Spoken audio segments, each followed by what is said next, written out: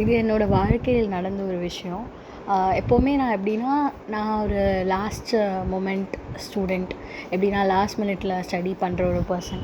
But வந்து டீசெண்டாக like ரொம்ப ஜஸ்ட் பாஸ் அப்படிலாம் ஆகாமல் டீசென்ட் ஸ்கோர் வாங்குவேன். ஸோ எல்லோரும் என்கிட்ட வந்து கேட்பாங்க. ஏன்னா எனக்கு ஒரு ஃப்ரெண்டு இருந்தாள். ஸோ அவள் என்ன சொல்கிறாளோ, அவள் எக்ஸாம் முன்னாடி ஒரு 1 ஹார் இருக்கும். ஸோ 1 ஹார் முன்னாடி எனக்கு அவள் வந்து சொல்லுவாள். ஸோ அதை நான் லிசன் பண்ணிப்பேன். ப்ளஸ் வந்து சில டயக்ராம்ஸ்லாம் பார்த்துட்டு அவ்வளோதான், அதை வச்சு நான் எக்ஸாம் எழுதுவேன். ஸோ அப்போது வந்து லைக் எப்படின்னா வந்து நான் நல்ல கிரேட்ஸ் வாங்கினேன். அவள் எனக்கு சொல்லி கொடுத்தவ வந்து ஃபெயில் ஆகிட்டா. This happen not once but 3 to 4 times. ஹேட்ரிக்காக வந்து அப்படியே 3 டைம்ஸ் ஆயிருக்கு. 4வது வாட்டி ஆகும்போது என்ன ஆயிடுச்சுன்னா, அவள் என்கிட்ட வந்து பேச மாட்டேன், நான் ஏதோ பேட் லக், அவள் கூட நான் உட்காரதுனால அவள் ஃபெயில் ஆகிட்டா அப்படின்ற மாதிரி சொன்னாள். அண்ட் இன்னொன்றும் சொன்னால், நீ படிக்க மாட்டேன்னு எனக்கு தெரியும் அபி, அண்ட் நீ அப்படி இல்லைனாலுமே நீ எப்படி வந்து வாங்கியிருக்க முடியும், நான் தான் உனக்கு சொல்லியும் தரேன் எப்படின்றது. ஸோ நிறைய பேர் வந்து இப்படி நினச்சிக்கிறாங்க. அண்ட் வீட்லேயுமே நான் வந்து படித்து யாருமே வந்து பெருசாக பார்த்ததில்ல. ஸோ பார்த்ததில்லைன்றதுனால நம்ம ஒன்று செய்ய போகிறோன்றது இல்லை. அண்ட் இதில் மோரோவர் என்கிட்ட என்ன சொல்லுவாங்கன்னா, உனக்கு யூஆர் ஸோ லக்கி எனஃப், ரொம்ப லக்கு இருக்குது. லக்குன்றது வந்து எப்பயாவது ஒரு வாட்டி கிளிக் ஆகும், அடிக்கடி இல்லை, எப்போவுமே அதை வந்துட்டு இருந்தால் அதுக்கு பேர் வந்து லக்கு கிடையாது. இதுக்கு நம்ம எப்படி சொல்லலான்னா, ஒரு விஷயம் ஞாபகம் வச்சுக்கோங்க. ஃபர்ஸ்ட் ஒரு விஷயத்த வந்து லக்குன்றது சொல்லாதீங்க. எந்த ஒரு விஷயமுமே ஒரு 4-5 வாட்டிக்கு மேலே நடக்குதுன்னா அதுக்கு பேர் லக்கு கிடையாது.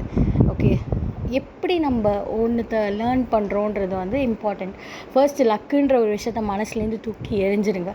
நான் எப்படி பார்ப்பேன்னா, ஃபஸ்ட்டு இப்போது ஒரு ப்ராப்ளம் நான் பார்க்கும்போது என்னென்னலாம் அதில் வந்து என்ன அவன் சொல்ல வரான், என்னென்ன இதுக்கு தேவை, ஆக்சுவலி அது என்ன புரிதல், அதோட பேசிக்கான புரிதல் என்னன்றதை பார்ப்பேன். மோஸ்ட்டாக வந்து ஒரு கொஷனுக்கு நார்மலாக ஒரு கொஷனுக்கு என்ன டயக்ராம், அதோட ஆர்கிடெக்சர் டயக்ராமாக இருக்கலாம். இல்லை இந்த கோடிங் கேஸில் இருந்தால் ஓகே, அவன் வந்து கோடிங்கோட லாஜிக் என்னன்றது பார்த்தாலே போதும். ஸோ இப்படி இருக்கும்போது நம்ம ஒரு விஷயத்தை புரிஞ்சு படிக்கும்போது, நம்ம வாழ்க்கையில் ரிலேட் பண்ணின எக்ஸாம்பிள்ஸ் படிக்கும்போது நம்ம அதோட அது மேலே இப்போ நான்லாம் வந்து லைக் நான் வந்து பெருசாக படிக்கலைன்னா கூட அந்த 15 to 20 minutes ஆர் அந்த ½ an hour ஆர் சம்திங், அது வந்து ஃபுல்லாக என்னோடய ஃபோக்கஸ் ஃபுல்லாக அதில் மட்டும்தான் இருக்கும். வேறு எதுலேயுமே இடியே விழுந்தாலும் கவனம் செதறாது.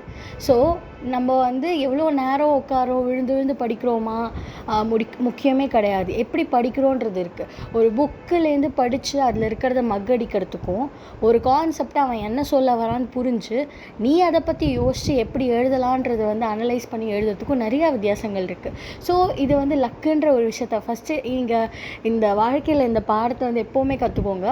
எந்த ஒரு விஷயம் இருந்தாலும் ஃபர்ஸ்ட் ஒரு விஷயம் நம்மளால் முடியாதுன்ற ஒரு விஷயத்த மனசுலேருந்து அகட்டிடணும். ஃபர்ஸ்ட் விஷயம் லக்குனால தான் இவங்களுக்கு கிடச்சிதுன்னு யாரை பார்த்தும் ப்ளேம் பண்ணாதீங்க. யாருக்கிட்டேயும் இவனுக்கு லக்குடா அப்படி தான்டா அப்படின்றத நம்ம சொல்லவே கூடாது. Point number 1.